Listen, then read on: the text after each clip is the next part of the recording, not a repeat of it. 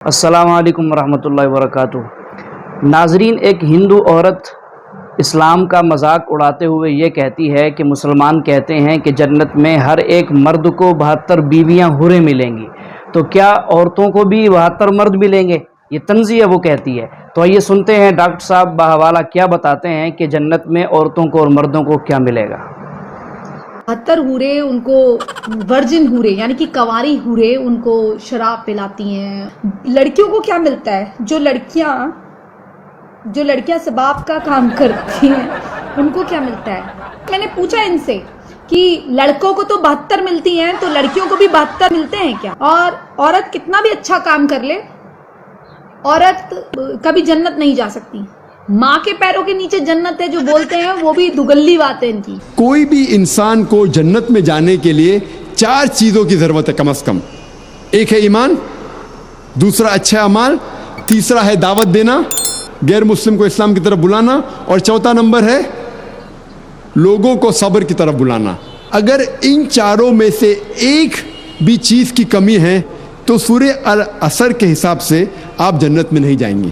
آپ بہت اچھے مسلم ہوں گے، روز 5 وقت کی نماز پڑھتے ہوں گے، حج کے لیے گئے ہوں گے، زکوٰۃ دیتے ہوں گے، روزہ رکھتے ہوں گے، لیکن سورہ العصر کے حساب سے اگر آپ دعوت نہیں دیتے تو آپ جنت میں نہیں جائیں گے۔ صرف دعوت دینا بھی کافی نہیں، چاروں چیز ضروری ہے: ایمان، عمل صالحات، وتواصوا بالحق اور وتواصوا بالصبر۔ ان چاروں میں سے ایک کی بھی کمی ہے تو سورہ العصر کے حساب سے آپ جنت میں نہیں جائیں گے۔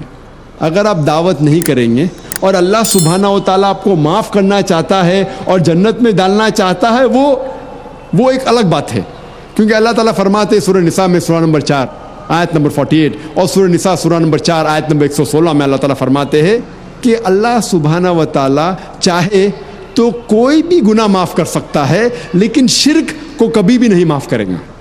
تو شرک کے علاوہ اللہ سبحانہ و تعالیٰ کوئی بھی گناہ کو معاف کر سکتے ہیں اگر اللہ تعالیٰ چاہتا ہے تو اگر آپ دعوت نہیں دیں گے اور اللہ تعالیٰ آپ کو معاف کرنا چاہتا ہے اور جنت میں ڈالنا چاہتا ہے، وہ ایک الگ بات ہے۔ لیکن عام طور پہ اگر آپ کو جنت میں جانا ہے تو چاروں چیز ضروری ہے: ایمان، عمل صالحات، وتواصوا بالحق، دعوت دینا، اور وتواصوا بالصبر، لوگوں کو سب کی طرف بلانا۔ اسی لیے آج کے حالات دیکھ کر میرے نظریے میں سب سے بڑا جہاد ہے کہ نفس کے خلاف شیطان جو بھڑکاتا ہے، اور جو غیر مسلم کے ذہن میں جو اسلام کے متعلق غلط فہمیاں ہیں اسے دور کرنا ہمارا فرض ہے۔ وہ ایک بڑا جہاد ہے، اور ہم دیکھتے ہیں کہ کئی آتھرز، کئی محرک اور کئی غیر مسلم جب کتاب لکھتے ہیں وہ اسلام کے خلاف لکھتے ہیں، اور جو کرٹکس ہے جو اسلام کے خلاف کتاب لکھتے ہیں وہ اکثر قرآن مجید میں سے کئی آیتوں کو بنا کانٹیکس، آؤٹ آف کانٹیکس کوٹ کرتے ہیں، آؤٹ آف کانٹیکس حوالہ دیتے ہیں، آیتوں کو نکالتے ہیں اور بنا پس منظر، آؤٹ آف کانٹیکس، بیچ میں سے نکال کے اس کا ترجمہ کرتے ہیں اور لوگ کو غلط فہمی کا شکار بناتے ہیں، اور کہتے ہیں کہ قرآن میں لکھا ہوا ہے کہ جب بھی آپ کوئی کافر کو دیکھو، جب بھی کوئی غیر مسلم کو دیکھو تو اس کا قتل کرو، اور ایسے قرآن مجید کی آیتوں کو آؤٹ آف کانٹیکس اپنے حوالے سے باہر نکال کے اسے پیش کرتے ہیں۔ اور سب سے عام آیت جو کرٹکس جو اسلام کے خلاف لکھتے ہیں وہ حوالہ دیتے ہیں سورہ توبہ کی سورہ نمبر 9 آیت نمبر 5۔ اور آپ جانتے ہوں گے کہ ہندوستان کے سب سے مشہور جو کرٹک ہے اسلام کے خلاف وہ ارون شوری، جو پہلے لاسٹ حکومت میں وہ منسٹر تھے، وہ لکھتے ہیں اپنی کتاب میں ورلڈ آف فتواز، فتوا کی دنیا، ان کے کتاب کا نام ہے ورلڈ آف فتواز، فتوا کی دنیا۔ اس میں لکھتے ہیں اور کوٹ کرتے ہیں قرآن مجید کی آیت کو، سورہ توبہ سورہ نمبر 9 آیت نمبر 5، اور لکھتے ہیں کہ اللہ فرماتے ہیں قرآن میں کہ جب بھی آپ کوئی کافر کو پائیں گے اس کا قتل کرو. اور کافر کے معنی ان کے حساب سے ہندو، کہ جب بھی آپ کوئی کافر کو دیکھیں گے، کافر کو پائیں گے، ہندو کو پائیں گے، اس کا قتل کرو. اور جب ہم قرآن مجید کھولتے ہیں، سورہ توبہ سورہ نمبر 9 آیت نمبر 5 کی آیت کو پڑھتے ہیں، اس کا ترجمہ پڑھتے ہیں، تو بالکل صحیح ہے. اس آیت میں یہ لکھا ہوا ہے کہ جب بھی آپ مشرک کو پائیں گے اس کا قتل کرو. لیکن یہ آؤٹ آف کانٹیکسٹ ہے. آؤٹ آف کانٹیکسٹ مطلب بیچ میں سے اٹھا کے اس کا ترجمہ کیا گیا ہے. اس طریقے سے آپ قرآن پڑھیں گے، قرآن میں لکھا ہوا ہے کہ نماز مت پڑھو. سورہ نساء سورہ نمبر 4 آیت نمبر 43 میں لکھا ہوا ہے کہ نماز مت پڑھو. پوری آیت ہے کہ نشے کی حالت میں نماز مت پڑھو. قرآن میں لکھا ہوا ہے کہ عیسیٰ علیہ السلام خدا ہے. سورہ مائدہ سورہ نمبر 5 آیت نمبر 72. پوری آیت ہے کہ وہ لوگ کفر کر رہے ہیں جو لوگ کہتے ہیں کہ عیسیٰ علیہ السلام خدا ہے، لیکن قرآن میں تو لکھا ہے عیسیٰ علیہ السلام خدا ہے. تو قرآن کی آیت کو بیچ میں سے اٹھا کے ترجمہ کریں گے تو ترجمہ تو صحیح ہے لیکن آؤٹ آف کانٹیکسٹ ہے. اسی طریقے سے اگر ہم سورہ توبہ پڑھتے ہیں آیت نمبر 5 کے پہلے جو 1 سے 4 آیت پڑھتے ہیں، ہمیں پتہ لگتا ہے کہ اللہ سبحانہ تعالیٰ فرماتے ہیں کہ ایک صلح ہے، مکہ کے مشرکوں اور مسلمان کے درمیان ایک صلح ہے، اور یہ صلح ہے، یہ پیس ٹریٹی ایک طرفہ مکہ کے مشرکوں نے توڑ دیا. تو اللہ سبحانہ و تعالیٰ جب آیت نمبر 5 پہ آتے ہیں، اللہ تعالیٰ فرماتے ہیں کہ میں آپ لوگوں کو 4 مہینے کا وقت دیتا ہوں اپنے آپ کو سدھارنے کے لیے، ورنہ اعلان جنگ.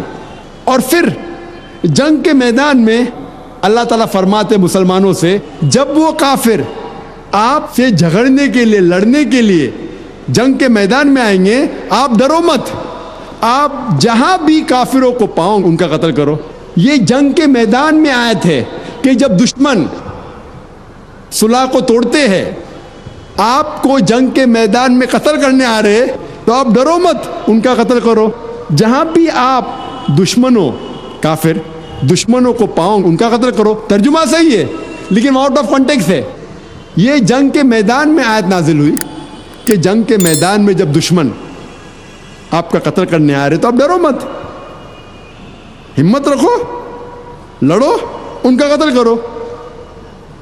کوئی بھی سپاہ سالار اپنے سپاہیوں سے یہ نہیں کہیں گا کہ جنگ کے میدان میں بھاگ جاؤ.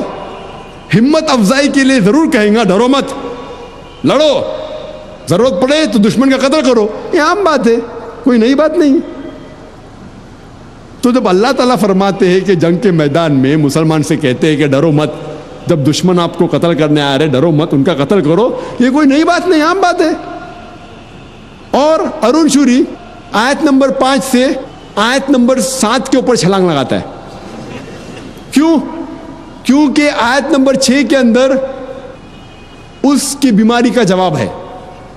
آیت نمبر 6 میں فوراً آیت نمبر 5 کے بعد جب اللہ تعالیٰ فرماتے کہ جب بھی آپ کافر کو پاؤ میدان جنگ میں ان کا قتل کرو، اس کے فوراً بعد سورہ توبہ سورہ نمبر 9 آیت نمبر 6 میں اللہ تعالیٰ فرماتے لیکن اگر کوئی کافر آپ سے صلح چاہتا ہے، اگر کوئی دشمن جنگ کے میدان میں آپ سے صلح چاہتا ہے، اللہ تعالیٰ نہیں کہتے کہ اسے جانے دو. اللہ تعالیٰ فرماتے ہیں کہ اس کو حفاظت کے ساتھ ایک محفوظ جگہ پہ چھوڑو. اللہ تعالیٰ یہ نہیں کہتے کہ جان دو. آج کے دن سب سے دیالو سپاہ سالار یہی کہیں گا اپنے سپاہیوں سے کہ دشمن اگر چاہتا ہے امن تو چھوڑ دو. اللہ تعالیٰ یہ فرماتا ہے کہ دشمن امن چاہتا ہے چھوڑو مت، حفاظت کے ساتھ اسے محفوظ جگہ پر پہنچاؤ. آج کے دن کوئی بھی سب سے دیالو سپاہ سالار یہ نہیں کہے گا کہ اسے حفاظت کے ساتھ محفوظ جگہ پر اس کو پہنچاؤ.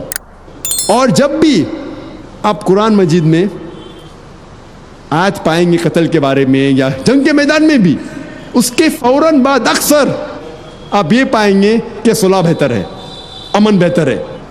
اور ہر وقت جب بھی قتل کی آیت آئیں گی اس کے فوراً بعد ایک یا دو آیت بعد اللہ تعالیٰ فرماتے ہیں کہ اگر امن ہے تو وہ بہتر ہے.